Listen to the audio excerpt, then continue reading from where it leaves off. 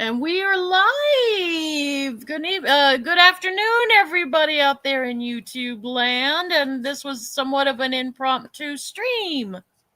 Thanks to dipshit here, I was like, come on, let's go live. Let's go live. Let's go live. Sometimes you get a Jonesin to go live. Sometimes you get a Jonesin to go live. I was just like, hey, do you want to do something? I'm not doing anything. And this poor lady's like, okay, I suppose I'll go live with this dipshit for a while. You know. Hey, Eric. No. Hi, Eric. How you doing? I think there is a bit of a lag, Marty. We were saying this at the before we went, and I think there is a bit of a lag on my end. I think, yeah, there's a lag, isn't there? Oh dear. I don't think it's super bad. Thank you. Hey, Doc. Maybe not. Maybe not too bad. Thank you. Thank you. And thank you, Eric. Maybe from Minnesota, from his Minnesota accent.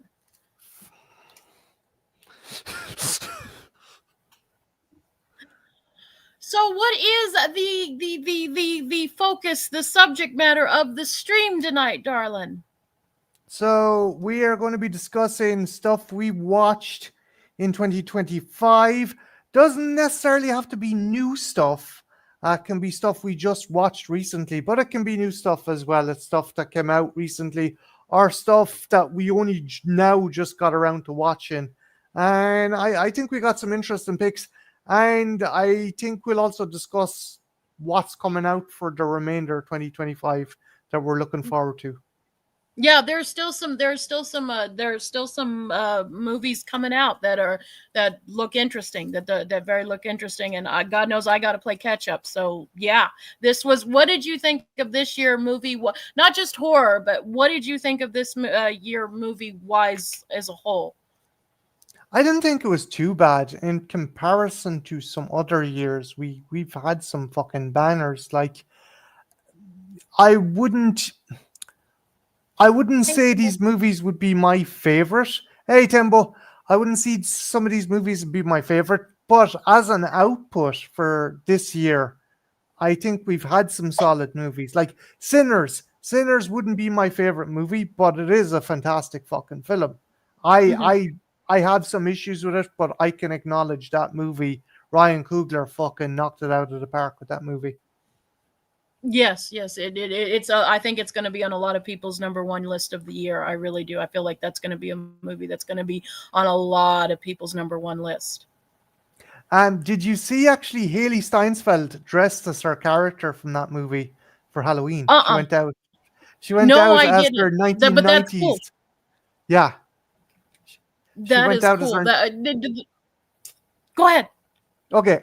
She went out as her character from the is it after credit scene where did they come into the jazz club in the 1990s? Yeah. Oh, that's really cool. And that's kind of a throwback too. The 90s were quite a Yeah. while ago, so that's kind of a throwback too. No, that's cool. I didn't see that. That is very cool.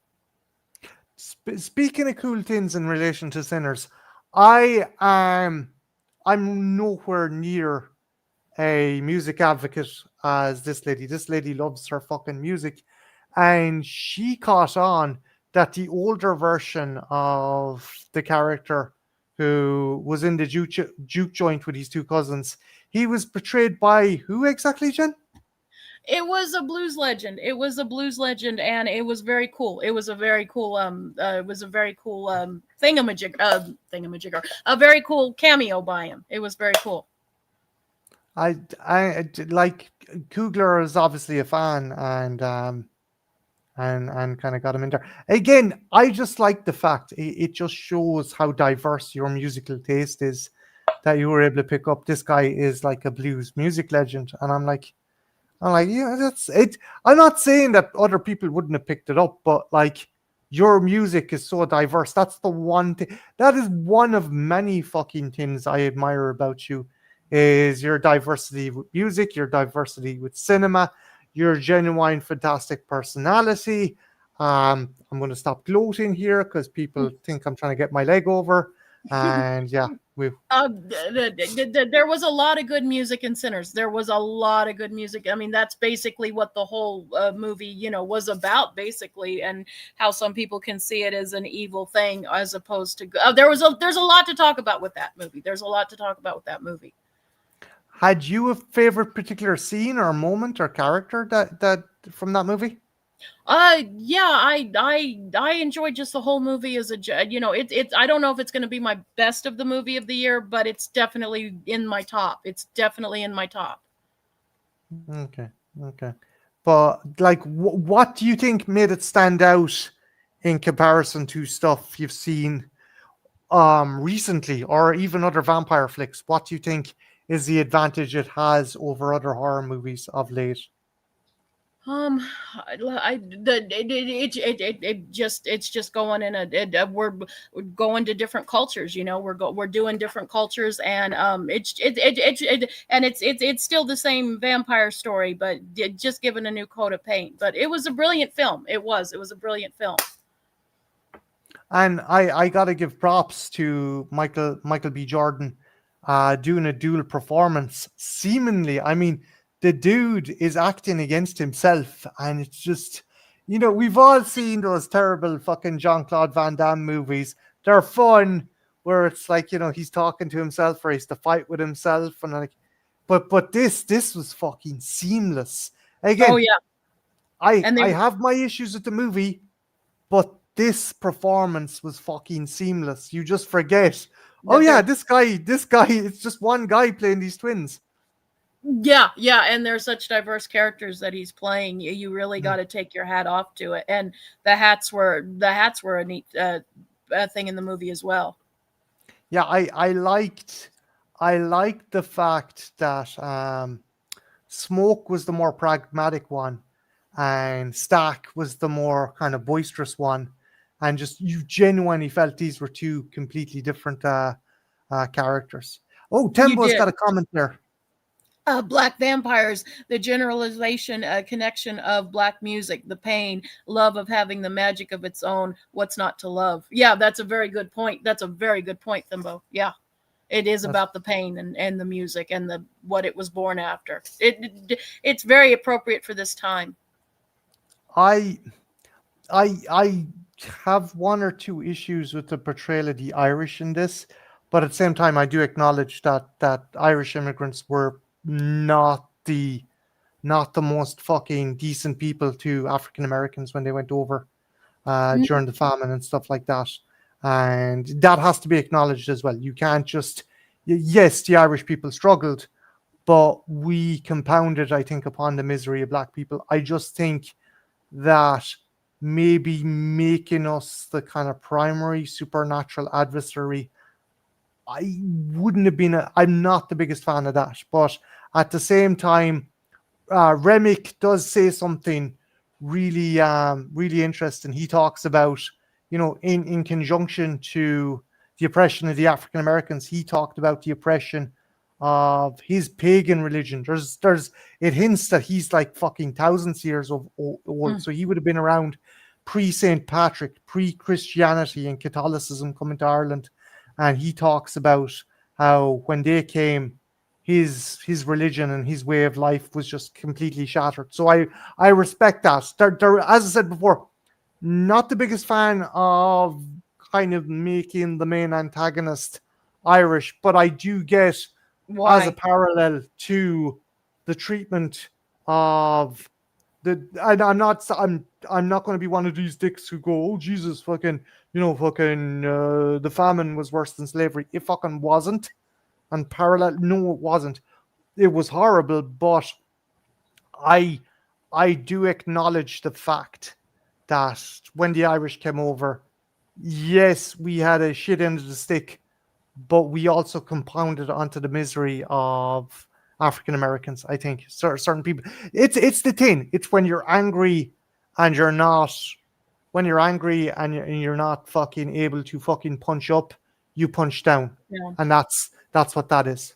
I would agree. I would agree that there is a great line where he said, "Oh, we heard that too when they Yeah, came over to our country." That line did work for me very well, and it kind of just shows everyone's going to oppress everybody. It's yeah, just kind of the way of the world. It's been this way for, and I think that's very generational, and I think that's something that's connected and resonated with a lot of people with this movie. yeah. I again, I have my issues with it, but I do think it's fantastic filmmaking.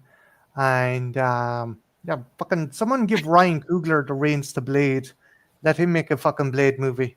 You're not the first person that has said that. I've heard a lot of people that say that they wouldn't mind him taking a shot at it, which would be interesting to see what he does with it. It would be an interesting thing. Thimbo says, I don't know if you've seen Charlie's Angels too, but I think all Bernie Mac's saying he's blackish. Hmm. Yeah, Born yeah, a they did Tembo, they did with Superman as well. Superman was fantastic. Um, I gotta laugh at some of the fucking idiots going, Superman's gone woke. I'm like, it's fucking Superman. He's Superman didn't go woke. You just turned into a fucking Nazi. That's like, what the fuck? I remember that Lisa Loves, who's a great channel you guys should definitely check out. She got a lot of hatred because she gave the unpopular opinion that she didn't particularly care for the movie, and she got a lot of hate and flack back from it. That's look, Lisa is very pragmatic, very down to earth. If she had she if she didn't like the movie, she had a good fucking reason. She Yes, her thing wouldn't be like, oh, it's talking about protecting immigrants and shit like that. And it's like, what are you fucking talking about? It's Superman. It's fucking no. She had any look. I can understand, and I'm not going to be the push my glasses up my nose. Oh, she's not a proper comic book fan. I can understand because that Superman takes a lot from the likes of Chris Claremont and Grant Morrison, and he is very much an avant-garde kind of experimental comic book creator. So there hmm is some stuff going on there, and it connecting the dots were a bit sloppy. I'm not going to say it's a perfect movie, but for me, I loved it, and I think in this day and age, yeah, Supergirl and Crypto were brilliant as well. But I think, dare I say, maybe I'm being sentimental, maybe I'm being naive, but I think in this day and age, it's a movie we kind of need.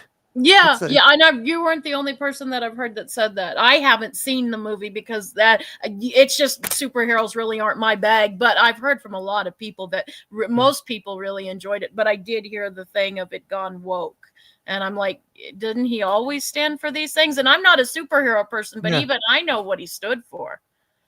Like, and again, anyone who fucking, if you're going out giving Lisa fucking shit because she's given a fucking legitimate criticism, fuck you, because that woman has earned her fucking stripes Oh in the yes, fucking reviewing community. And as Jen said, yeah, check out her channel. She done a good review. Wouldn't agree with it myself, but that is the great thing about being a YouTube reviewer. We're using our own fucking grey matter to make our own decisions. We're fucking adults here. We're not, well, Jen is, I don't know, you fucking adult, all right. Yeah, check out fucking Captain Adult here. Yeah. But yeah, no, that's another thing. You criticize, look, if you don't like someone's review, you go review the fucking movie and put it out on YouTube then, okay? and see how it. Yeah, I always think that with people, and I think see how easy it is if you do it. Hmm. I get what you mean by that. I get what you mean. Thimble goes, did you watch Smallville? I did. I watched Smallville back in the day. My friend Kelly hates Smallville because she says Tom Welling when he's she says Tom Welling can't act. He looks like he's trying to do lawn division when someone asks him something. He's just like, what the fuck? Hey, Trenchy! Hey, Trench. Thank you so much for joining us. I'm Jen, my darling. What else for you this year that you have gotten to see that you really enjoyed? Final Destination was really good because of Tony, especially with Tony Todd's passing. I thought they what they did with that movie was brilliant. I thought what they did with that movie was brilliant, and it's a fun movie, and especially the opening scene. If you're someone like me who's terrified of heights of any kind, that movie will definitely get inside your head.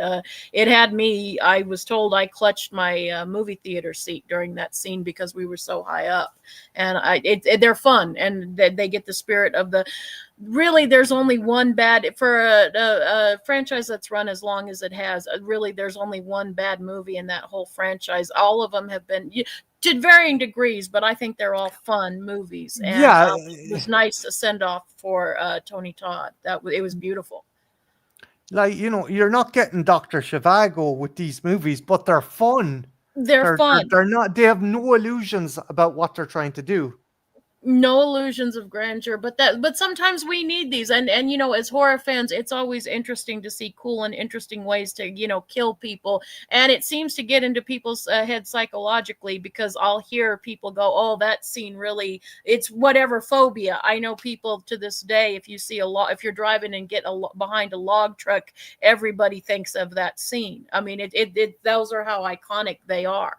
The amount of dash cam people with like dash cams driving up behind log trucks, and like there's people laughing, and there's other people that are just fucking, come on, do it, I'm ready, I'm fucking ready. It's like, dude, what are you? It's a fantastic franchise, and Dimbo says that the Bloodlines people, the writers for it, are writing Gremlins 3. I'm excited. I want a Gremlins movie. I miss a Gremlins movie. There's only so many commercials where the Gremlins pop up that you can kind of satiate my hunger for Mogwai, evil Mogwai. Are you excited for a part 3? Or do you think we've what? do you think that, like, because I know I like the second one better than the first, but I know some people really were kind of disenchanted with that second one. They thought it went a little too meta. I like them both. My only stipulation, and again, maybe I'll end up fucking biting my tongue after fucking Alien Earth and now fucking Badlands having the actual CG. So I'm like, fuck, this is better than the practical effects. I would like practical Mogwai and Gremlin puppets. I would genuinely would. I get you. Did you watch the show? Wasn't there a show? There's an animated show. I don't have HBO Max. Trenchy, have you watched it, man? Because I know it's a prequel, and it shows the origin of the Mogwai and other creatures that are connected to the Mogwai and stuff. I think I've heard a few people say it's pretty good for what it is. And Eric says, what's great about the Final Destination movies is that you don't have returning characters to keep the franchise going. Although it is cool when we did have, he's right, Eric's right, but it is cool when we kind of made the circle back with Devon Sawa's character. Yeah, and I liked as well that they kind of showed how Bloodworth was actually connected to it all. And if he had been the Grim Reaper, I think that would have been cheap. I think that would have been that you televised that. And I'm gonna be honest, I was shocked. I was shocked to see poor Tony Todd the way he was. But regardless, the man gave a riveting performance in that movie. That scene. He did, and from what I've heard, they just let him do what he does best. I think they basically told him, "Look, you do it however you want to do it, and we're just going to film you." And in a way, I think that actually added some impact, because I think you weren't the only person. Everybody, I think it broke our hearts a little when he came on screen, and you saw that the end was kind of near. But it's also very poignant for this kind of movie, because this movie is about death, and I think his message might have resonated resonated better with people, because basically what he was saying is to just enjoy your life because it goes so quickly. And because, I mean, not only his character, but he was actually at the end of his life. Who better to tell somebody that? Who better that would have someone who would know that? And as over the top and as silly as these movies get, I thought that was very poignant. And again, who better to tell us than Tony Todd? It was the perfect role to kind of end his final curtain call. It really was. It was heartbreaking, but Hmm. it also made you the words, I think, stay in everybody's heads a little bit, because yeah, we only have so much time and it goes by a lot quicker than you think it does. It resonated because, as you said, he was literally speaking from the heart. He was. And He was. And he knew his time was short. You could tell he knew he was saying goodbye to everybody. And that's yeah, another thing. Hello, Nanette. Thank you for joining us. pain in it. He knew, he knew, and he was saying goodbye. Yeah, Eric, I agree totally. Him as Grim Reaper and being a mortician would have been too on the nose. It would have been Yeah, too fucking obvious. it would be. But he is one of the best morticians that cinema has ever given us. You still can't top the very first Final Destination and what he did. It was brilliant. I am trying to think. I was going to say mortician, but he's not a mortician. I can I ask you a weird question? Weird segue. What's your thoughts on Graveyard Shift? I like the. Are we talking about the book or the movie? The movie. I like it for what it is. It's fun. Strangely enough, the thing that sticks out most to me is when I was a kid, that video, that poster and the cover art always stuck out to me. I don't know why, but every time I'd go in, I'd see it. And so it's something that I identify with as childhood. The movie itself isn't bad. It's fairly faithful to the novella. It's fairly faithful. What It's a creature feature. It's a B movie creature feature. The thing I love in it, and again, you could have the biggest dose of fucking dog shit, and Brad Dorff comes up and he's got like a fucking minuscule, minuscule role, and he's like, "Yeah, we taught those rats, we were there fighting them in the trenches, and the VC taught them how to kill us." And it's like, Jesus Christ, this guy's fucking nuts. He's fucking crazy.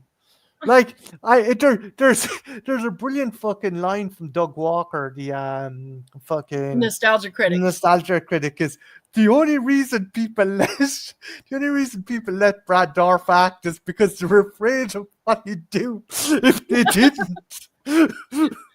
I agree with you on that. I agree with you, but he is, and what people forget about Brad Dourif is he's not that Chucky wouldn't be enough in and of its own, but I mean the man is a really good actor, and not to say that he doesn't do brilliantly with Chucky, but I think people forget that, oh yeah, there's a little more to him than just the Chucky. That's where he makes his bank on. But I mean, look at Exorcism 3. Fucking Exorcist 3. It's a fucking masterpiece. I'm one of the people that say it's better than the original, and I know that's heresy. Hello, Brian. Thank you for joining Hey, us. Brian. But I think it's better actually in some ways. Even outside the realm of horror, he's one of my favorite characters from the HBO series, fucking Deadwood, and I've and heard that he's good in fucking it. cast is stacked. I mean, Timothy Olyphant, Ian McShane, the fucking cast in that is fucking amazing. Jeffrey And Jones, yeah, for better or worse, he's a good yeah, actor. You got he's to a give good him that. actor, but I would, I'd skirt around the motherfucker if that, or if I was in a car, I'd just drive straight through. But it's a great show. It's a great show. Like even the late great Powers Boot. But the fact, again, in that show, he's not a main player. But Doc Cochran is such a fucking great character in that. This at first you think he's this kind of real, because you see him fucking stealing bodies and shit. And you're like, oh, this guy's a real skeezy kind of guy. No, he's a heart of fucking gold. He's just a town physician in a really fucking rugged frontier town. So he's like, okay, I need to do this operation, but I'm living in a time where I don't have proper medical journals. I gotta steal a corpse and cut it up to see how I can do this. And it's just he's a great character, and he's so cranky. And it's like And they're like, okay, he's not so bad. He's got a heart of gold. He's a cranky bastard. And you're like, yeah, he could be less cranky. Oh, he was in the Civil War. Oh, he was at Gettysburg. Okay, Oh, okay, we get give it him now. Nemo. Big jigsaw puzzle piece come, and he does it so well, and it runs in the family as well. His daughter Fiona is amazing, especially in the Chucky series. Yes, I would agree. The apple does not fall too far from the tree in that family. She is brilliant. Trenchy says, I got to see Deadwood. I really enjoyed the guy's other show, John from Connecticut. I've never seen that one either. Have you? I have not seen that one. I need to check it out. And Nanette says, I absolutely love Brad Dourif. I know a lot of people don't like this movie, but I think that indeed because of him and Daniel Harris, Halloween 2 is a good movie. I would agree with you on that. I actually it's problematic, and sure we've got the horse of symbolism, but I'm with you. I actually like Halloween 2 for what it is.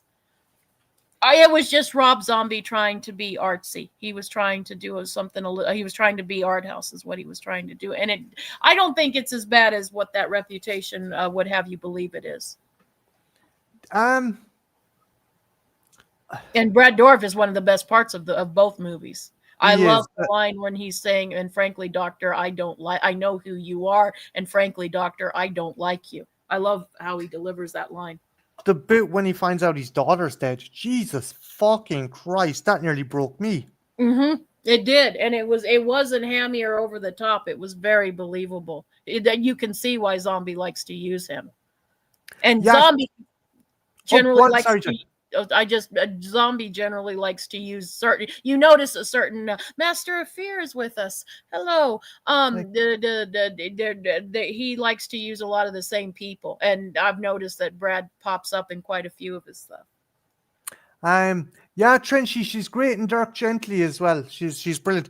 She plays this assassin who can predict the universe tells her who to kill, and she kills them. And she's adorable, but she's ferocious. And when she played her dad as well in the fucking Yes. series. Yeah, that was and she and her dad didn't give her much help because she was asking him all kinds of questions and like asking her to show her, and he's like, I'm too old. So she watched his movies. She did it in an interview, and she said she went back and watched his movies when he was about her age now, which is interesting. And he's got to be proud of her. I imagine he was probably a pretty cool dad to have. I would say he would probably been a very cool dad to have. I remember when he turned up in the series in the flesh, and you were like a fucking kid in Christmas. You were like, "Oh, Brad's gonna be in it."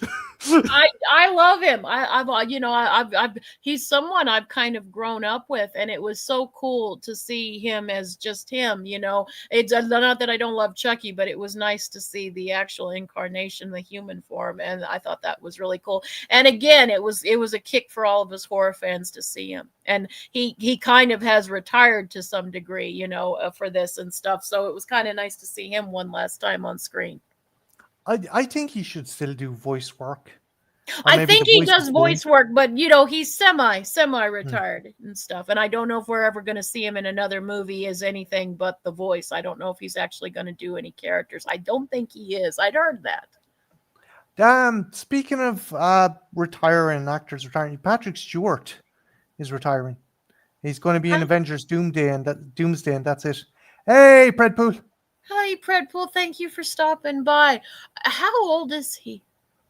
I think he's 91, 92. That's a good That's a good age. fucking age. I would imagine he would be a bit older. He's still a brilliant actor. He's still a brilliant actor. I enjoy his work. He's a legend. Sure, he was about Argo when he started Star Trek: The Next Generation, He and that might have even was been a little older. He might have yeah, even been a bit older. I yeah, think and that I don't know.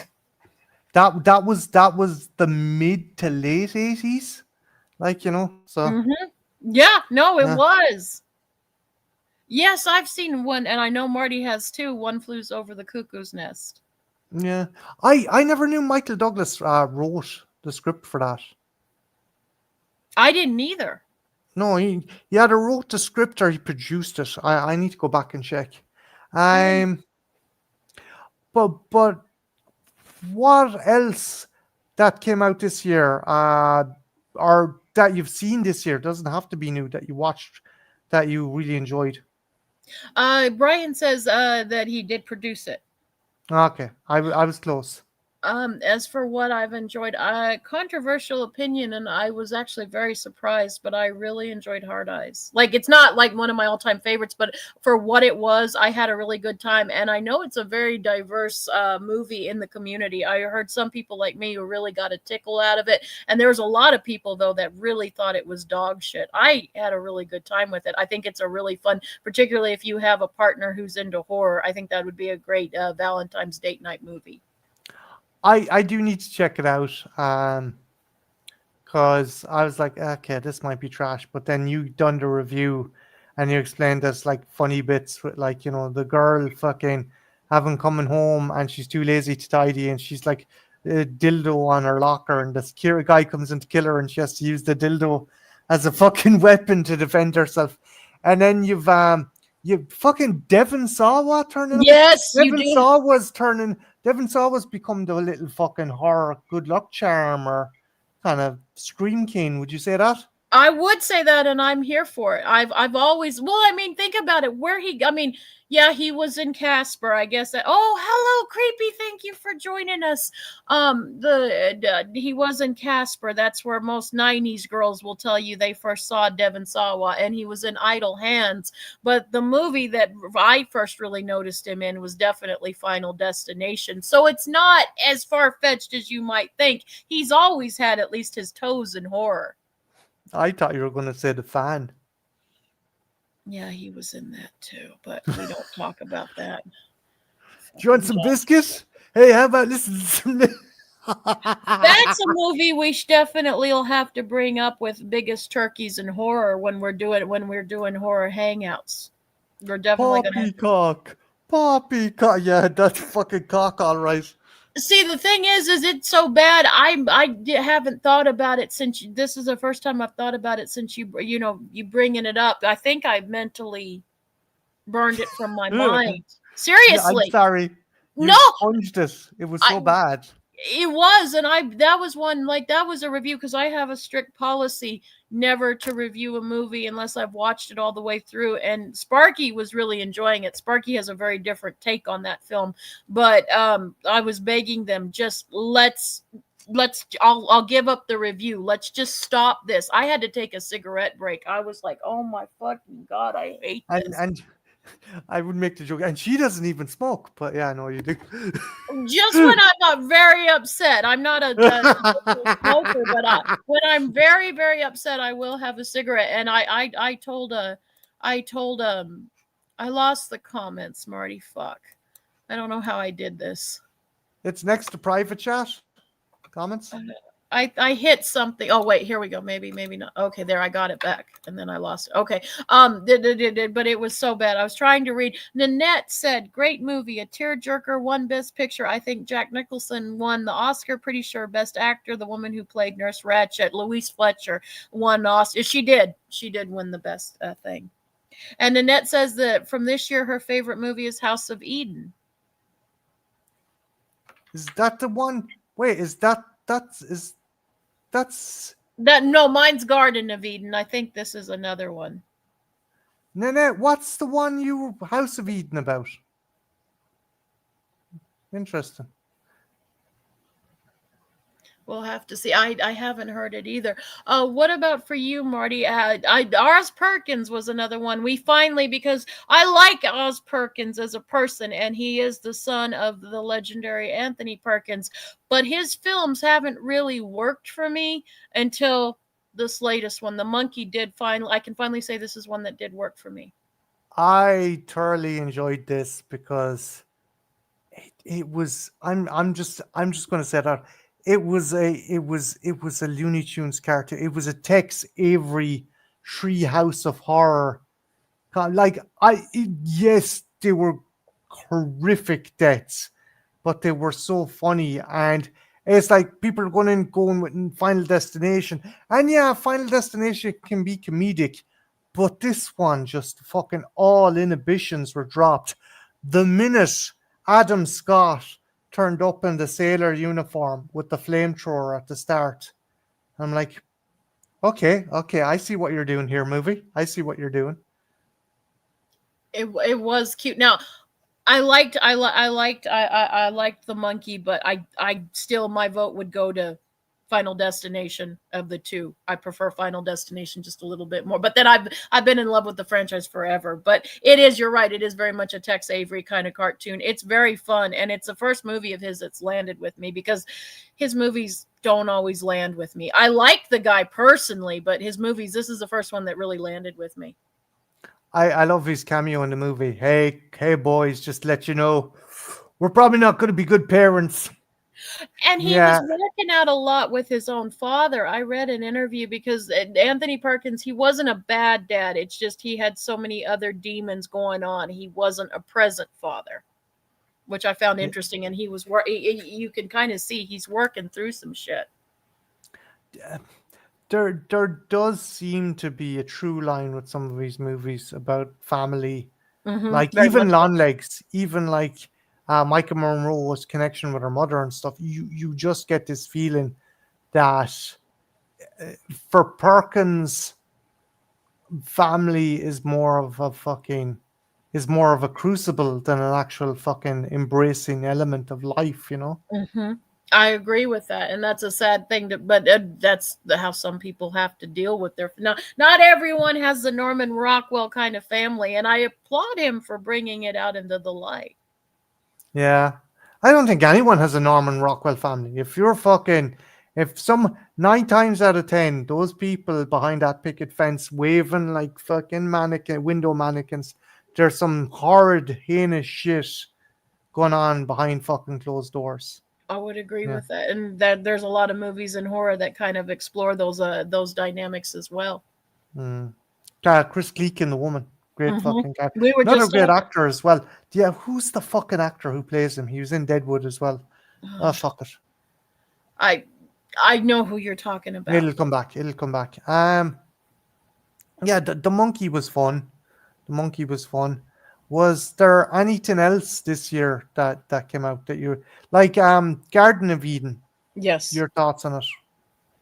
I loved it. I loved it. I think it's not the best movie of 2025, but it's definitely the most fascinating movie of 2025, and it has a lot. But it won't, like I said, it won't be for everybody. It could be a very big slog. It has a very long runtime. It's very disjointed in places, and you could say, this is one I wish you or Sparky have watched, because I'd be curious to hear you guys' thoughts, that maybe the message of what the end is might be a little too on the nose or a little too easy. I don't think it is an easy way, but some people do. If you haven't already, check out Jen's review of that movie as well. She's got it up on her channel. It's well worth checking out. Predpool, should a remake of One Flews Over a Cuckoo's Nest be done? And Trenchy said no. I don't think there needs to be. I think there's Jen for you. What? Now again, you. Now I know you say you're exclusively horror, but I think you're a cinema aficionado like me as well. You are a cinephile like me, so you're probably like most things shouldn't be remade. But what what's one movie that shouldn't be fucking touched? I mean, even glanced at. Well, there's a lot of movies that I think shouldn't be really touched. This is a topic we're going to be exploring on horror hangouts on Tuesday.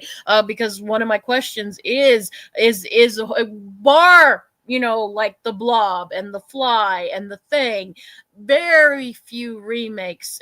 If you're lucky, they might just be meh. But usually, what I find with most remakes is people are going, "What the fuck was the point? Just watch the original." I There's got to be others that I'm blanking on, but usually remakes usually just anger people, or you just hear the same thing. Just go watch the original; it's 100 times better. I You haven't can. seen it yet, but I know we did A Hand That Rocks the Cradle. We did a remake of that, and I've heard it's perfectly meh, but it can touch the performance of Rebecca De Mornay. Now, I haven't seen it myself, but that's kind of the scuttlebutt I'm hearing. I'm not going to say I'm not going to say it because those movies in themselves are classic, but we got we got some fantastic horror remakes in the 80s of 50s B movies, like The The Fly Blob. and the Blob and the Thing. Hmm. So maybe we should look at stuff that didn't do so well. Like Deathstalker got a remake there recently, and that's a kind of sword and sorcery movie from the 80s. Super low fucking budget. Roger Corman movie, and that got a remake. And that's fun. Maybe remake things that didn't initially do well back in the 80s or the 70s. You know? I think that's the key. I think find movies that you can see potential but didn't hit the mark the first time around. I think it's better than touching. But then I guess you can't help it. I mean, if you could take a crack at certain movies, I guess directors and actors want to see what the spin they could put on it. Psycho is one that that's a notoriously bad remake because it's just a shot. We don't even inject anything new. But in fairness to remakes, I will give it this: it's tricky because while you do want to add some fresh spin on it, you also have to be very careful to be respectful of the source material, and that's a hard line to walk. But there's generally more bad remakes, and then there's certain movies that you just think to yourself, oh Jesus Christ, please don't touch that. But then again, like we were talking about, I think you, me, and Eric have had this discussion. It's not like they're going to take the original Yeah. copies and burn them. Eric even mentioned it in the comments there. If you click on the comment, even can you click on his comment? Remake everything. It doesn't affect the original, and it still might be an entertaining movie at the end. I agree with that. And there is another remake, and I know I'm going to get burned at the stake, but there is, at least for me, one remake that I prefer over the original quite a What's that? bit. You should know what it is. It's got Bill Skarsgård. The Crow remake. Oh yeah. And Cool. Black Xmas, Creepy's right. Flesh cookies. That's a. But see, I never have the original Black Christmas has some really good things to say. But even me, and I love. It's a lot about women's autonomy, especially given the time that it was. It was very good. But basically, that's a movie that I was just like, it's fine to see once, but I always get a little restless and bored with it. Whereas the remake is just taking it in a very over the top campy It's fun. slasher way. It's It's fun. yeah, and they've almost made monsters out of Billy and his sister. Also, hello Dana Earl just popped into the chat. Hello, Dana. But getting back, yeah, that's another. And I know everybody want, but see, I never was that big on the original Crow. It was perfectly fine, and I got so many people back when I was a kid. Everybody was like, "But Jen, you should love this movie." My best friend was always astounded that I was never really hot on the Crow, and everybody at that time was like, that was a movie that Well, everybody fucking loved, and I just like, it's fine. I well, don't really get the hype. And I'm just being honest. I'm not trying to cause controversy or anything, but that was just a movie that it was fine, but I really liked what they did with the Bill Skarsgård version better. what was it? Some of those prissy bitches that said, "Oh, look, fucking the craft. You'd like that, Jen, because it's a witch movie." It's the same thing. It's the same thing. Like, and I didn't particularly like it was fine, but that's kind of how I felt about the original Crow. But it wasn't just the preppy bitches. My best friend Holly, she's like, you of all fucking people should love this movie. Because she did. It was one of her favorites. She went to go see it, I don't know how many times when it was in the theater. And I was like, I I it, think it the love story works better in this remake. I do. I said that in my thing. I do like O'Barr's comic, and I do appreciate certain aspects of the original Crow. There's fun to be had with that 90s Crow, but I don't think it would have gotten near the cult status it has if it wasn't for the passing of Brandon Lee during I that agree. movie. Yeah, I think so too. Now, I'm not saying there were a lot of people who fucking loved the movie, but on the other hand, I agree with you on that. I do. Um, let's see.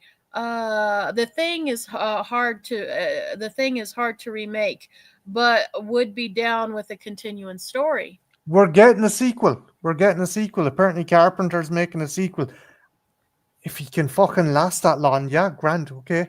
Um, Carpenter is a very grumpy man, guys, and I love him. I'm a big Halloween fan, just like every horror fan is, but he's a very grumpy man, guys. I love him. He's a fucking genius, but it doesn't take away he's a very grumpy man. He just wants to play Sonic.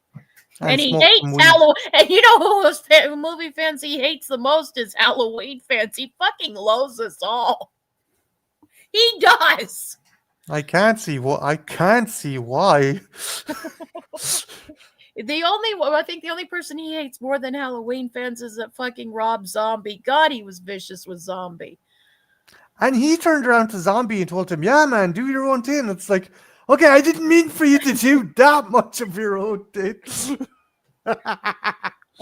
There was that. Eric says, I hate remakes. Do you like John Carpenter's The Thing or Cronenberg's The Fly? Yes, those are remakes. An actual conversation I sadly have had many times with horror fans. That's true. And then Eric's asking you, Marty, do you remember when some asshole? Oh yeah. Yeah. Jen remembers that as well. It's like, I do too. I do. Yeah, if fucking of all the people to accuse of being a corporate stooge, they fucking pinpointed at Eric. Eric is probably the last human being with dignity on this fucking platform. Mm-hmm. Yeah, and Eric will tell you, like, that's the thing. He just tells you what he thinks. He's not trying to go by anybody else. That's what to admire about Eric. I think Carpenter is full of shit. That horror remake. He's a dick, and just said that. Yeah. He's a grumpy man. I love him, but he's grumpy. Nanette says the Kraft Legacy isn't a remake. It's a reimagining. Nancy is the mother and lead actress. Yeah, you're right. It is a reimagining. It's also not a very good movie, but that's beside the point. I'm not the biggest Kraft person anyway, which I know shocks everybody. Eric says, quit asking John about Halloween then. He's done a lot more. Yeah, he has. He has done a lot more than just that. He has done a lot more than just Halloween, and that's something we horror fans seem to forget. If you're talking about anthologies, Body Bags is one that doesn't get thrown around in good and things. Creepy says, I'm still waiting for the remake of Day of the Triffids. Triffids. Triffids. It's based on a John Wyndham novel. There was a really great there was a movie in the 50s. Actually, I think he done the 50s movie on Ethel's channel because he had Triv, and Triv started singing, "This Triffid's on fire." Yes, I remember that. That was a fucking blast. But there was a British remake in the 80s, which is fantastic, and then there was one in 2000s, which was creepy. That would be an interesting one to remake. That is very much so. My favorite movie of John Carpenter's is Vampires. I love Vampires too, and that's one that doesn't get a lot of love. James Woods is fucking amazing, and I think what really works with Vampires is I love that the church is in on it. I love that part. I love that little bit of sacrilege in it. That's one of the, and it's also, and it's a movie that everybody shits on, but I remember going to, hello Lamona, welcome. Yo, Lamona. I remember going to the theater with my friend Holly, and like everybody in the theater was for our little town, it was pretty packed, and everybody seemed to be having a really good time with that one. It was essentially a Western with vampires. It was high noon with vampires.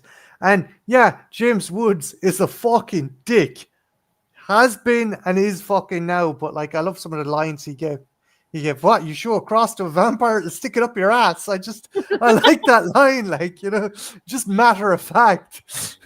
He wasn't as good as he was in the Giuliani movie he made. Guys, if you want a fun treat for a James Woods thing, go, I think you can find it on YouTube. He did a biography movie of Giuliani. It's not very good.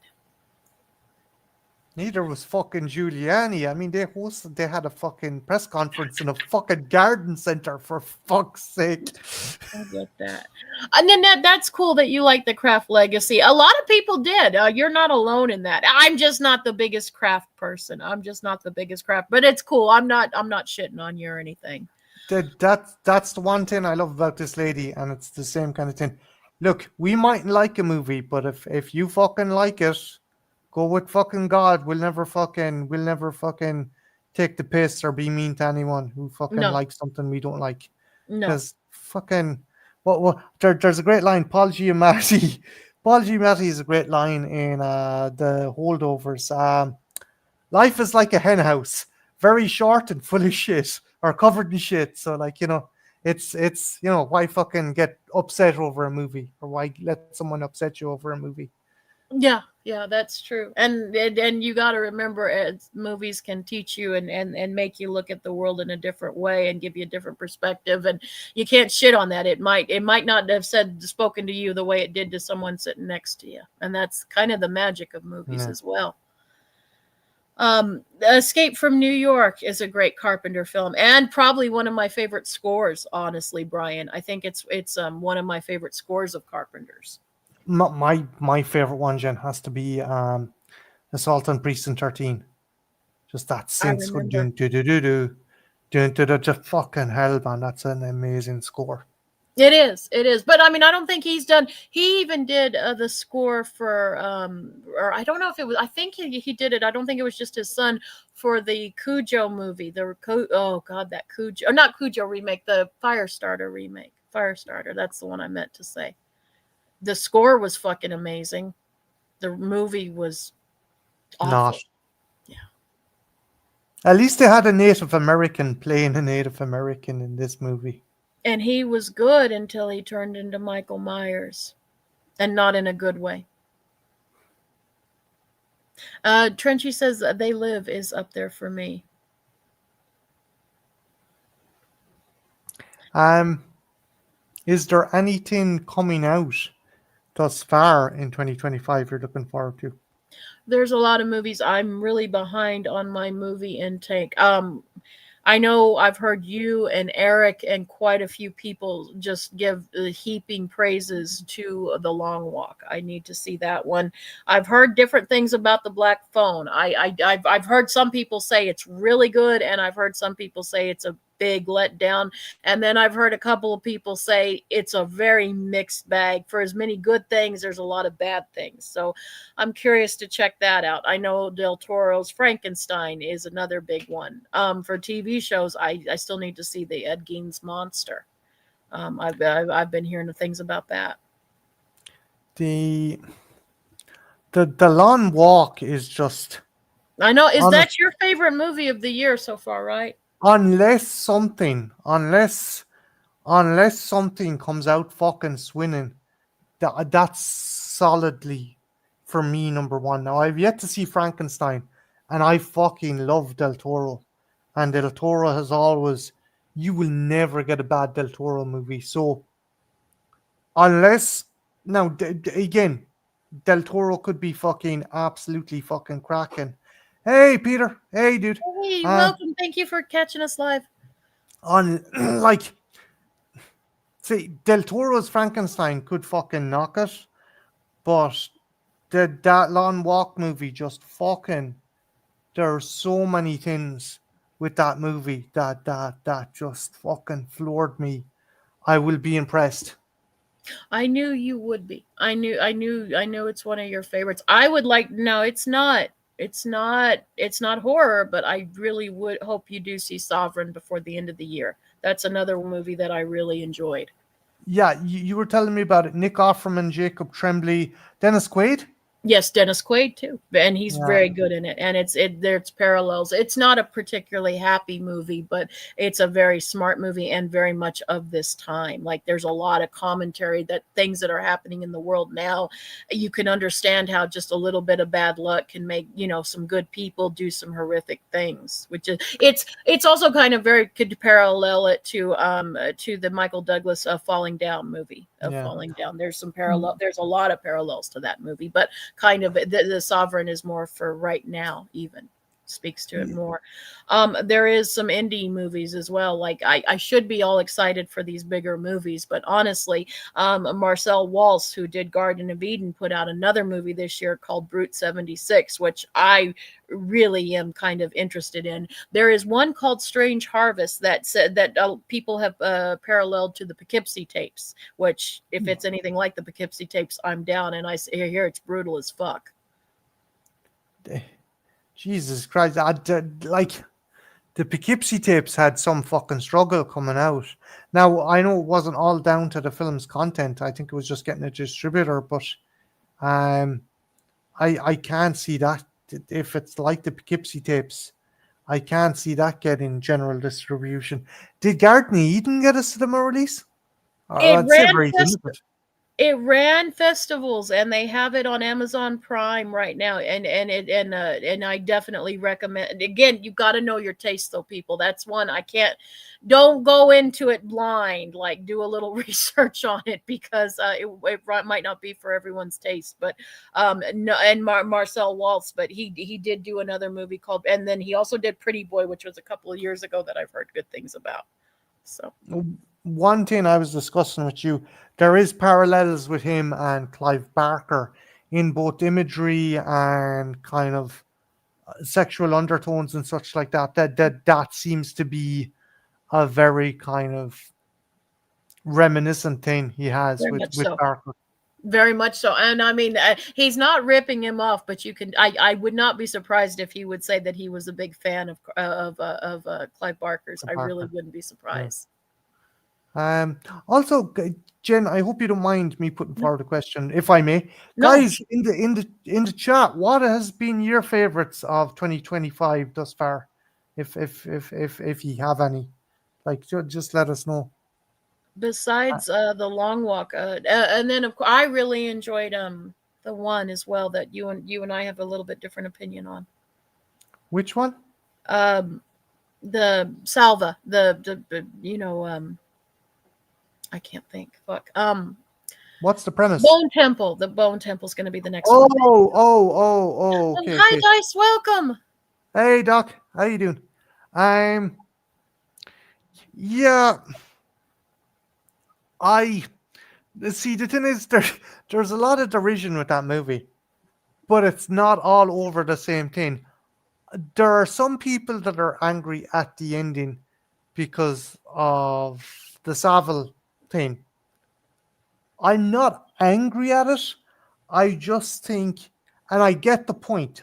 I get the point of this kind of cult of children being brought up. They divinate, they divinate to the fucking television and stuff. And as a child, who might you have watched when you were younger? Jimmy Savile. And obviously, in this universe, Savile's crimes would have never been revealed. So, there's that. And You didn't think it was genius? I kind of thought it was genius. I think if it had been paid off earlier on, it just come. I think there's a double issue with it.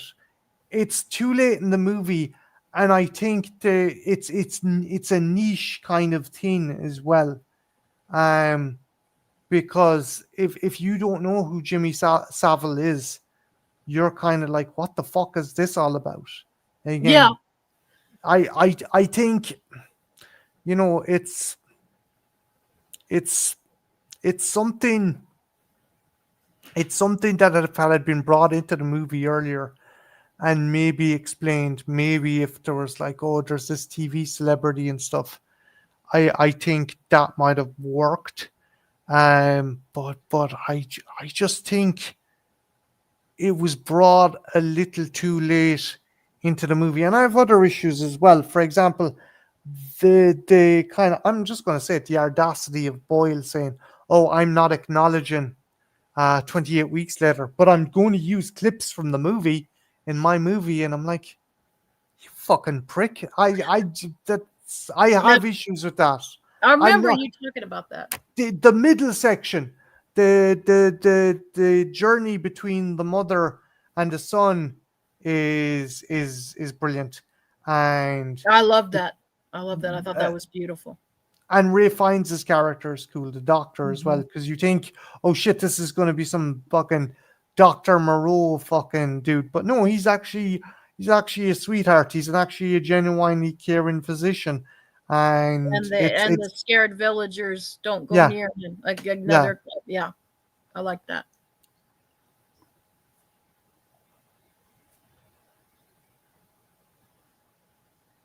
John Stamos as Doctor Giggles. What? Huh? who should play? Akers asked who should play the new Doctor Giggles, and Lamona said it's John Stamos. I could see it. I could see Wait, it actually. wait. The everywhere you go. That's Yes, yes. Uncle Jesse himself. Uncle Jesse himself. He played a rapist in a Law and Order SVU episode. everyone's played a rapist in a Law and Order SVU episode. Fucking Robin Williams, Chevy Chase played fucking killers and rapists in Law and Order. Aye. Yeah, I did. Akers is with Lamona. I don't necessarily, have a problem with it. Who would you have to play Dr. Giggles? Like, who would be a proficient replacement for Larry Drake? I don't know if anyone could be. Honestly, he kind of made that his own. Like, you say Dr. But then I could be wrong. They could get somebody, and I'd be like, okay, this is interesting. But I can't really picture anybody else. But it's funny because I'll be talking about Larry Drake in the Tales from the Crypt episode I'll be reviewing. So, yeah. The reason that never got a sequel, it done okay, but the other reason was it was co-financed by Dark Horse Comics, and I think it was, Christ, what was the electrical company? WHS or something. I done a video. I done a fucking review on it, and it was co-financed by a fucking an electrical company as well, and that's why it never really got a sequel, because they pitted together two very small budgets to make it a bigger budget. And yeah, Larry Drake's the only thing I can really remember about it. That and Holly Marie Combs. And that's only because she was in fucking Charmed. But it's a beloved movie for people of that time. It's a beloved movie. It's one that I know a lot of people. I didn't know we were getting a new I didn't know we were getting a new Dr. Giggles. Wait, we are? I thought this was fucking hype. It might be. It very well might be. It very well might be. I might have misread. I might have misread. I hadn't heard anything, but there's always remakes coming and going, so I would not be surprised. Trenchy says Steve from Blue's Clues on Law and Order. Thank God he wasn't a rapist, though, to my memory. I didn't know that he was on an episode of Law and Order. Everyone's been on an episode of Law and Order. You've probably been on an episode of fucking Law. Eric has probably been in an episode of Law. Eric was probably a dude who was jogging and died. Weapons is one that was brought up. I think Brian brought up Weapons. That was fun. It was kind of mad at me. I think it was a very much of a letdown compared to Barbarian, yeah. The guy who directs the director, is brilliant at doing trailers and the movies. He's like, oh, it's what I call the Matrix effect. When the Matrix first came out, you've just got all this shit, and you're like, what the fuck? The trailer told you sweet fuck all. You're like, I don't know what's going on, so I gotta go to the cinema and see what it is. And it was the same with that. And then when there was a twist with the stick and other stuff, I was like, that's what we're doing? Eh? It had a very Longlegs feel to me, and I wasn't that enamored with Longlegs, and it not the same movie or anything, but I got the same vibe from Weapons as Longlegs. I liked Weapons a bit better, and it wasn't a total bad movie, but I thought it was one that was a wee bit overhyped in the community. Thanks a lot, Creepy. That's my girlfriend. If Jen was on SVU, she'd definitely be a rapist. Yeah, I mean, to be fair to Creepy, I can accept that. I can accept that. You got to too, darling. Yeah, I'd probably be the victim. I'm going to be the victim, probably. Hey, what are you doing with my pants? Go back to sleep. Go back to sleep. You fucking Bill Cosby my ass. Oh yeah, definitely. Spanish fly. What the fuck? He even made jokes about it, and yet none of us knew until way too late. The cable guy, Brian's bringing up the Cable Guy, Jim I Carrey, and Lamona says it's her favorite Jim Carrey movie. What's your favorite Jim Carrey movie?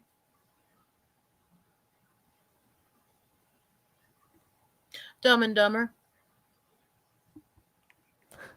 We landed on the moon.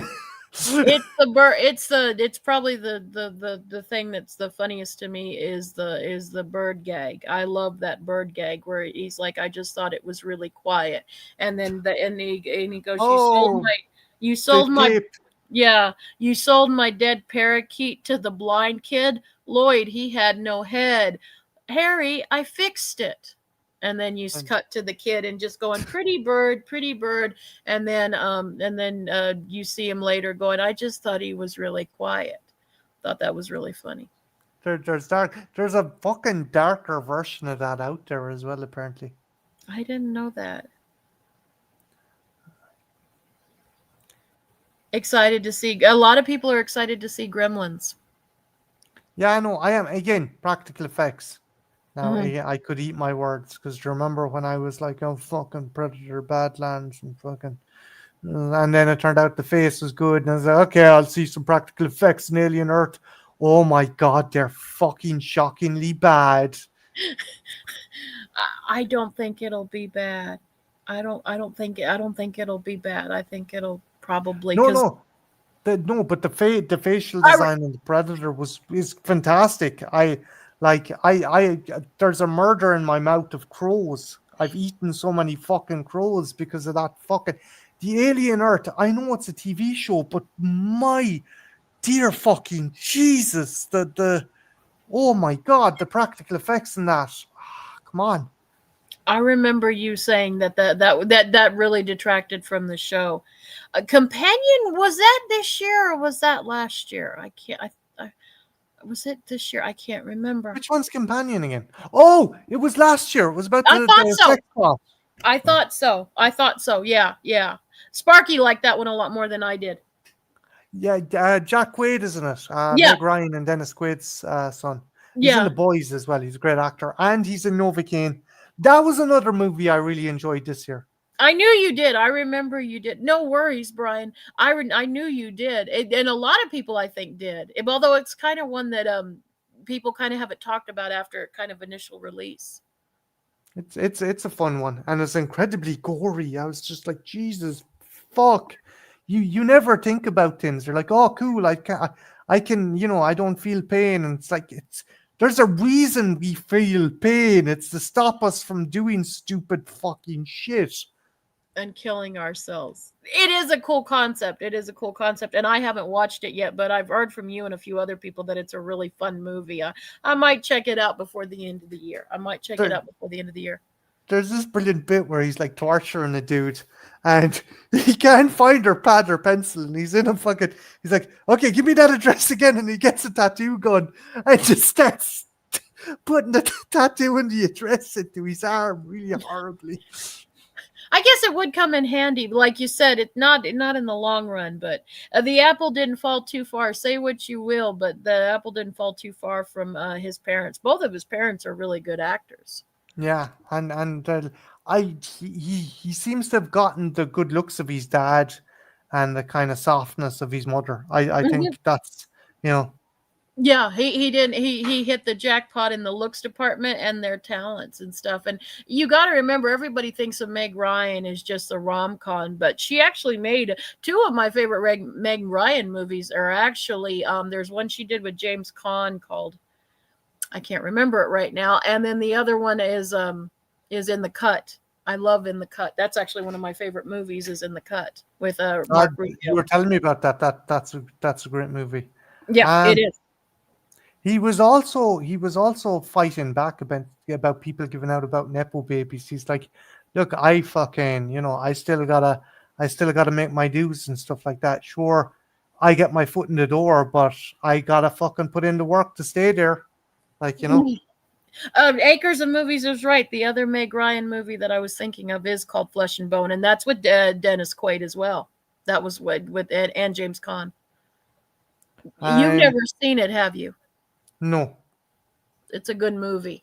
It's a really good. James Caan is really good in it, and it's one that no people don't talk about much. It's a dark film and stuff. And Dennis Quaid and Meg Ryan knew each other when they were kids. They just didn't know they knew each other, and their lives intersect later on. And it's a very interesting way how life sometimes how people cross your paths at interesting times. Brian wants to know, is Flesh and Bone good? Yes, yes, it is. Yes, it is. It's the first vehicle for Gwyneth Paltrow. She steals from the dead in this movie. That's her whole thing. She steals from the dead. She's a Okay. grifter and she steals from the dead. And Meg Ryan is kind of a babe in the woods. Dennis Quaid is James Caan's son, who's an interesting character. Let's just say. DOA is a great movie as well. It's a great noir. It's a new age noir, neo noir. Have you seen DOA with Dennis Quaid? I have not, but I've heard of it, and it's appropriate for a noir because actually November is new noir November. That's a thing that's happening now. So I didn't know actually, that. yeah, November is noir month, and so there's a lot of you get people have been doing a lot of deep dives into the classics like the Maltese Falcon, and then you've got the more modern stuff. Technically, I was watching a Southern Fried noir last night with Dennis Quaid, actually. So.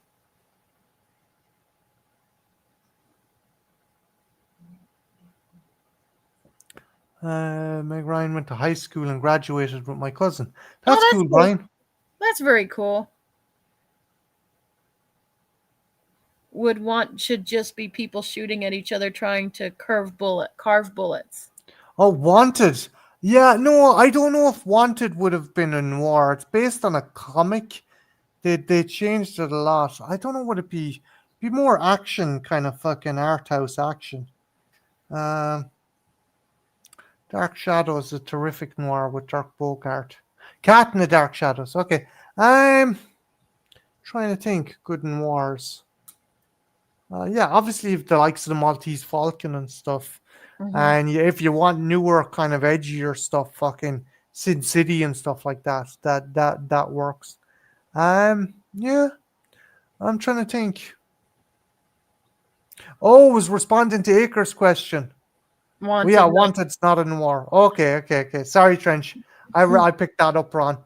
Um, what what do you think will be in your number one though? Do you think it'll be? Do you think it'll be Sinners or Garden Eden, or is it kind of like? They'll definitely be in my top. I don't know what is going to be my number one yet. Uh, there's a couple that have pretty good shots. There's a couple that have pretty good shots, but I don't have. I can't. And then there was one year where literally like the last movie I saw, actually twice that's happened to me, where the last movie I saw was the movie that was my number one. It happened with Candyland and it happened with Nosferatu. So like it can be the very last second with me. Yeah, it's. I think it's difficult for you as well because you have such a broad scope and a broad horizon. You have such a generous and wide palette of cinema that you kind of and you give everything. Give everything a fair shake, and you embrace kind of indie cinema and foreign cinema. So you've got a bigger kind of fucking a Pot. bigger outlet, yeah, to embrace. I do, but I mean everybody does. We're all movie people here, but it I can't tell you. I know there's going to be definitely some movies that are going to be in my top 3. I know that, but it always involves and changes. And then like I said, I'm really behind this year. There's a lot of movies that I need to get onto. I'm really behind on a lot of movies this year. And so I I got to do some stuff before December because I always do a best and worst list, and I can't do those lists unless because I want to be thorough. I can't until I need to compile something. I know again, as I said before, I think the Long Walk's going to be number one, um, unless fucking Frankenstein is You don't think fucking Badlands might magnificent. have a shot? Yeah, yeah. Killer of Killers, that's fucking regardless. That's staying at number two. That's staying fucking put. I don't even know if Frankenstein will knock it off. If it does, grand. But I just killers. I think it's keeping the number 2 spot. What about Um, Badlands? What if Badlands is does it have a shot? I know you haven't seen it yet, but like, do you think it could have a shot? maybe again. There is the talk it's been Disneyfied. I'll see. I'll see tomorrow. I know a lot of people have seen it. There was no advanced fucking screenings in our cinema, and they fucking advanced screen everything. So I was a bit bummed out. I suppose I could have gone to Galway or Limerick or something. I was off for the week, but it's like fucking go spend €30 to go to Limerick to spend another fucking €15 in the fucking cinema. Yeah, I don't know about that. Well, you'll get to see it tomorrow, and I know everybody's looking forward to your review. Hopefully I won't slate it. Um, Trying to think what else. There's some animated stuff that came out as well. I need to go back and just yeah, I'm terrible. I'm always putting this lady on the spot about, hey, what's this? What's your favorite this? And then I'm like, well, what's my favorite thing? And I'm like, Blood Simple is. Blood Simple is a fucking great movie. Um, if you haven't seen it, I think it's the Coen brothers, Yeah. and it's got, oh, bollocks. Fuck, it'll come back to me. Um, she was in Three Billboards Outside Ebbing. Frances McDormand. Frances McDormand's in it. But yeah, is there anything else coming out or anything you watched this year that isn't new? Um. No, I don't think so. I don't think so. I saw the VHS movie. I watched that one. Wasn't too impressed. I'm surprised that the segment with the kind of 1 hour photo kind of thing didn't knock you for a loop. I didn't because it just did. It seemed to be more doing it for shock value than there wasn't a lot of. And I know it's just an anthology; they only have so much time. But I wasn't. It just didn't have. I've seen others that have shorter run times that just it didn't seem to have much of a point to it. And you know me, I'm never against mean spiritedness, and I'm never against downers, and because that's what a lot of people had a problem with that. That doesn't bother me. I like to go as dark and as black as we can go with that kind of stuff, but it just didn't seem to have much meat on its bones. And the ones that were supposed to be fun, the first segment was pretty good with the kids in the house doing the trick or treating. That was pretty cute. It wasn't anything we haven't seen done in a lot of other anthologies. That was the best one. But I kept stopping it. I that's always a bad sign with me when I'd have to Yeah, keep going and coming to I it. And I that's how I did that movie. I done that with fucking Salem's Lot last year. I Remember, remember. I ran you up and I was like, I have to fucking take a break from watching this because this is a fucking slog. Akers is asking, will the new He-Man make 350 million worldwide, do you think? Everybody's talking about it, and it's not even out yet, and I've heard a lot of discussions about it. If it makes €350 worldwide, I'll be fucking impressed. Jared Leto is the fucking cancer to the celluloid that is the fucking moving picture, okay? Yeah, Let's be honest. He fucking Tron fucking tanked because of him. Morbius tanked because of him. He is a problematic motherfucker. When you're putting the leader of an underage sex cult in your fucking movies, yeah, you're not too, no, and I get it. Joker's an evil guy, Skeletor's an evil guy, but even them, they have some scruples, okay? They're not, no, they did look, those PSAs. yeah, yeah, don't put us, don't have us betrayed by that piece of shit. Owen Wilson for the Gary Busey Rolkin Silver Bullet Redemption. No way. Hey guys, what's going on? Oh my god, he's a werewolf. Wow. Wow. Okay, let's cast a silver bullet. Wow. Okay. Yeah, I can only make one. We're going to have to hit this guy first time. Come on, kids, we can do it. Wow. Okay, sorry. Trenchy says, I don't know who thought Leto was the perfect Skeletor. I maybe they saw him in Dallas Buyers Club and was like, "Wow, he's skinny." Like maybe that was it. It very well could be. It is. It does seem, because it's such a big movie, you would think they would, because they have to know that he's a problematic person, and I would think that they would go with someone a little bit more. Hell, even Ryan Reynolds could probably have done a better Skeletor. Um, Christ, what was the actor's name? The fucking Frank Langella, guys. Mhm. Frank Langella, best Skeletor, has been best Skeletor there ever will be. The guy, again, it's a Raul Julia thing. Hey, my kids like this character. I'm gonna be. He took his kid in to a private screening, and Langella was loving it. He's like, yes, this is my fucking Oscar Schindler. This is my Atticus Finch. And the child fell asleep during the screening.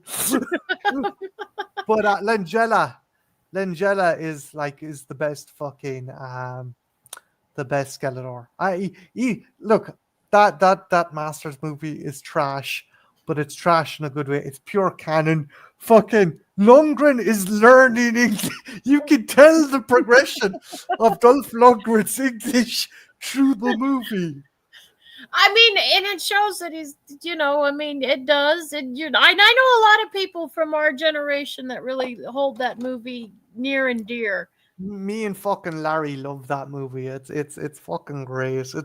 It's fucking stupid as fuck. And you know what? Before Marvel, before fucking Deadpool, before Wolverine, before Captain America, the fucking after credit scene with Skeletor coming up out of that fucking pink ooze going, I'll be back. It's like, yeah, fuck you, Marvel. Skeletor done it first. That would be iconic for a lot of movie fans, I would say. I think that would be very iconic for a lot. Brian says Masters of Universe, He-Man, and Skeletor, curse and curse. We watched it last. We watched it first. You may think it's the best. You may think it's the worst. Very cool. Nice little ditty, That is a nice little Brian. ditty. I like the movie more than the series. I wasn't a He-Man fan before the movie. Before that movie. Look, I don't know. Who again? I love the action figures. I have great fun with the action figures, but the amount of homoerotic subtext that was going through that cartoon. That's just the 80s. That's just the 80s. Fisto, do it, Fisto. Ram Man, Fisto, take him out. What the fuck am I watching? Hold on a minute now. And a lot of kids didn't realize they were brother and sister, so there's the incestual touch too. Thundercats were cool, but the figures were shit, creepy. They looked at the action figures of Ron Wayne. They just came across. They came apart like a chocolate fucking Santa Claus. I don't really care for Masters of the Universe. That's what Brian says. And Trenchy says, I would say have someone like James Earl Jones, Keith David, or Brad Dourif as a voice, and somebody else do the suit work. That's actually a pretty good idea. I could see that working, Trench. Brad would have been a brilliant fucking Skeletor. Yeah. Keith David ironically voiced Hordak in Masters of the Universe Revolution. He was really good in that. Yeah. Well, he's just got one of those voices. He's just blessed with one of those voices. Readapt Rising Sun with Hugh Grant and John Boyega. That's one of your favorite movies, isn't it, Jen? Not for me. Maybe you're thinking of someone else. That's the one with the lawyers down in Alabama with fucking Lawrence Fishburne and Sean Connery.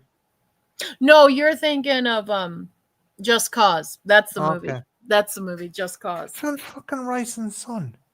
I can't remember. It's with Hugh Grant. 80s loved incest and bestiality. Yeah, we did. We did. That's kind of a thing of 80s kids. Peter says, I wasn't allowed to watch the cartoon series when I was a kid. Funnily enough, my parents allowed me to have some of the action figures. Okay. I've known some parents like that you can have the toys, but you can't watch the show. Yeah, I'm probably mixing it up. With that one. That's probably the one. That's probably the one with Sean Connery and Wesley Snipes, maybe. Probably. I think you Fucking might be going right. mad. It's Aye. easy to so many movies, so many actors, it's easy to get mixed up. No, you're the one you're thinking of that I love is Just Cause. Walking a Skeletor. That'd Ha be an ha! interesting one. He-Man, you've come back to Eternia one more time. Where's the Chrono Scepter? It's up my ass. 5 long years I kept that device up my ass. It would be an interesting interpretation of Skeletor, like it'd be an interesting one. I don't know if it would, but it might be. By the power of Grayskull. Wow. It definitely it couldn't it'd be probably still better than Letta's Fuck yeah. Irish Irish walking. walking. Not bad, actually. Not bad. Top of the fucking morning, motherfucker.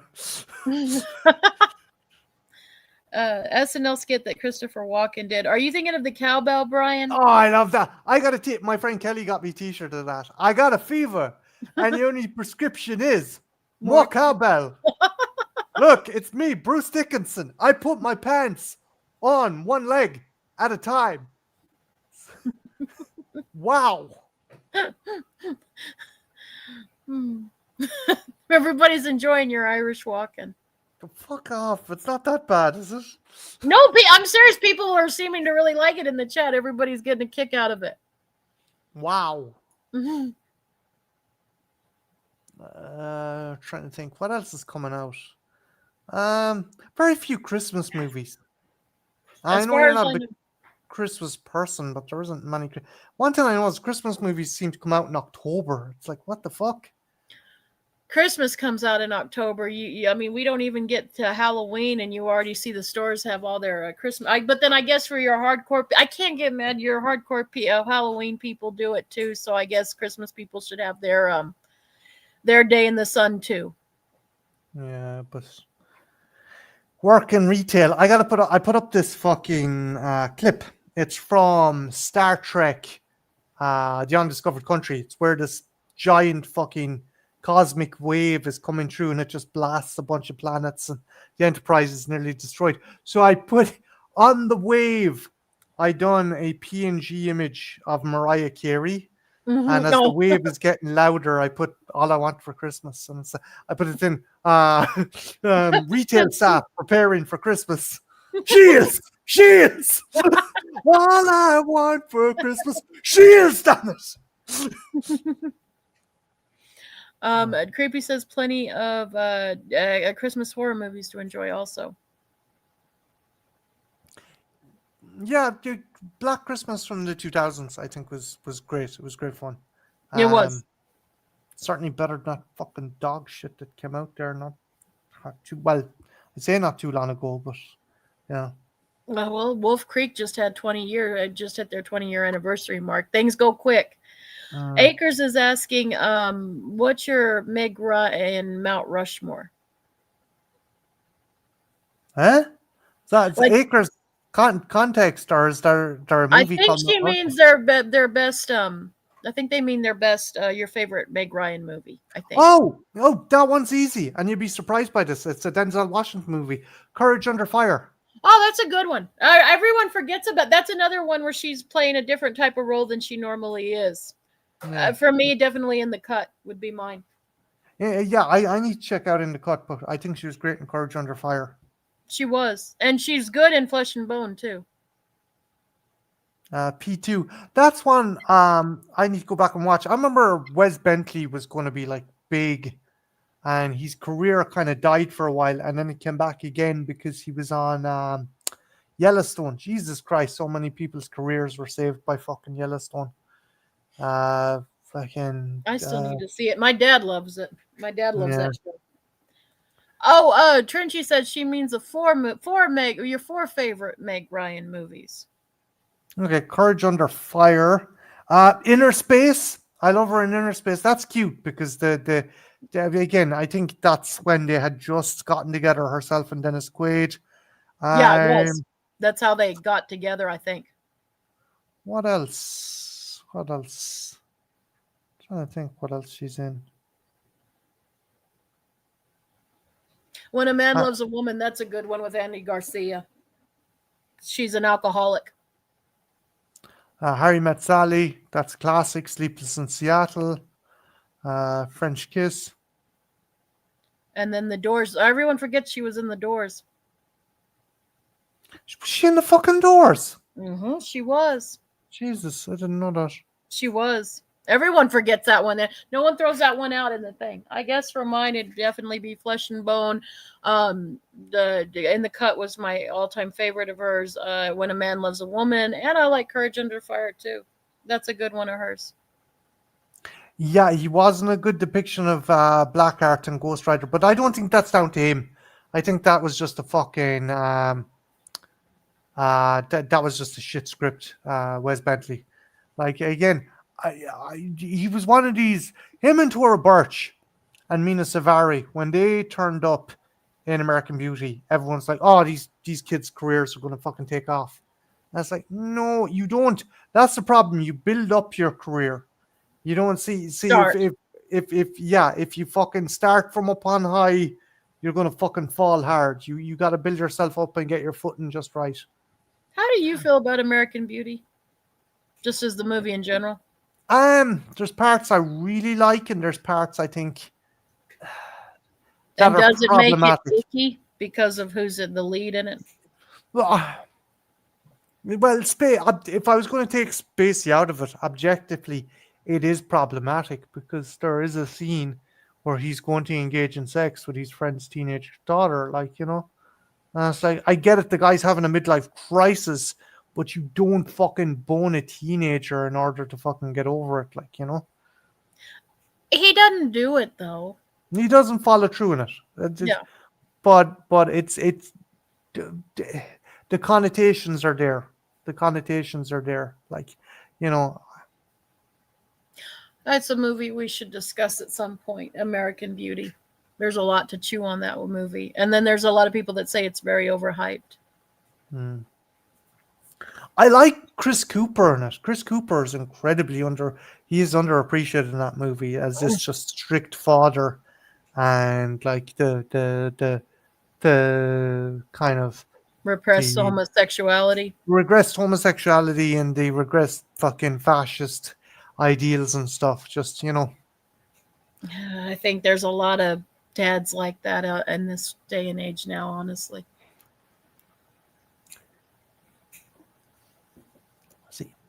Let's see. Yeah, it's also the Scream script. They took his sister in the comics and made her girlfriend in the movie, but yeah, she's still fun and awesome. Okay. I didn't know that. I am. Yeah. I think that. Yeah.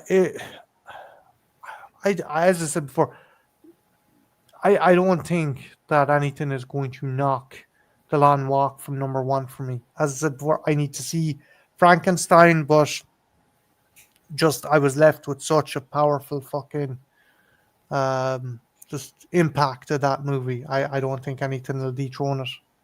Those are the most special movies if they have changed it, because you said in a way it made you look at the world and yourself in a different way than before you watched it, which those are always the special movies. Those are the ones. I've heard a lot of people who really love that movie. I know you're not alone in that opinion. I know it's going to be on a lot of people's top best list. Like with Superman as well, I think it's a movie that's needed, especially in these trying times. Now, I've heard a lot of people. I haven't seen it yet, so I can't comment one way or the other. But I've heard you're not the only person who said that. I've heard a lot of people say that. The book had a lot of commentary. The book, and I know there's some changes, particularly the ending. I know that the ending has changed. Yeah. So. Eat at Chili Place, Dumb and Dumber, or Good Burger? Probably Good Burger. Because wasn't Lloyd nearly raped in the toilets in Dumb and Dumber? Yeah. I'm gonna go with Good Burger. Yeah. I also want a Kathy live action movie connected to the other funny pages and make a funny page cinematic comic universe. That's kind of cool. Eva Mendes's character, sure, his sister was by. Yeah, The Ghost Rider movie is kind of like all over the gaff. Cage is good, but again, Cage is funny. Cage is having fun. I want to watch Frankenstein. Watch it in the New Year's and Sin Old Lang Syne. The clock will move. I'll find. Yeah, that's a good way to bring in the new year, Brian. Um, what was I going to say to you again? Are you thinking of rounding it up now, or Yeah, is there yeah, anything else? yeah. No, I think we've been on a good chunk of time, and I know it's late there where you're at. So yeah, I think this is a good time to cut it. I think it is. Um, but yeah, no, big thanks to everyone who stopped into the chat as well. You guys take Yes, care. thank you guys, thank you so much for that. This was kind of a little bit of an impromptu, but as always, we thank you so much for coming and chewing the fat with us.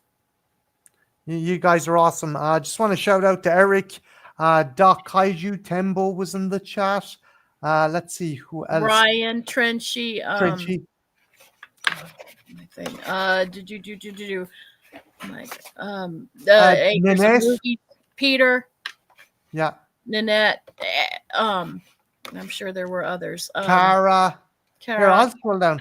Predpool, Brian, a and creepy, Creepy McGee, Dana da. Earl, Dana Earl, thank you guys for showing up. I think that's and everybody. Lamona. Lamona, yeah, Lamona and Doc and just everybody Yeah, who showed up or who's watching this in the future. Thank you guys so much for tuning in. yeah, you guys Eric, kick ass. yes, Eric as well. Jesus, how the fuck did we forget Eric? Or did I say Eric? you did. You Regardless. probably did. I just saw No. the comment. And I'm like, I better mention Eric. But thank you guys so much for coming out. We appreciate it, and we'll see you guys in the next one. Adios. Bye, guys. Penis. Bye, guys. Shlanwalya. Bye. Or Shlanwalya, if Jen has her way. Yay.